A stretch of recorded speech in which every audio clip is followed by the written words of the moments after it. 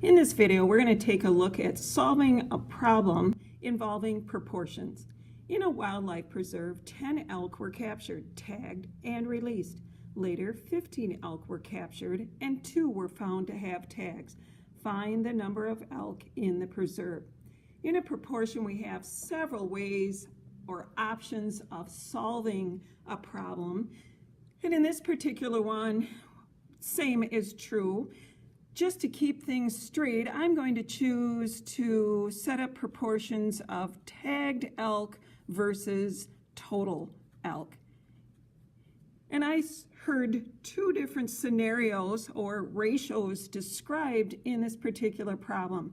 The first sentence says that there were 10 that were tagged and released. So we know there were 10, and it was from the entire herd in this preserve, which there's no mention of that, and that's actually what the problem is asking us to find. Find the number of elk in the preserve.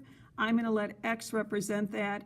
So again, in the first sentence, they tagged 10 of the entire herd in the preserve, so tag to total would be 10 to X. The second sentence then tells us that there were 15 elk captured and 2 were tagged. So if I set up a ratio of tagged to total, I would have 2 tagged of that sample size of 15, and these 2 ratios are equal to one another, forming a proportion. We have a rational equation because of the fractions involved. We could multiply both sides by the least common denominator of 15x, or simply use cross multiplication. And let's do the cross multiplication.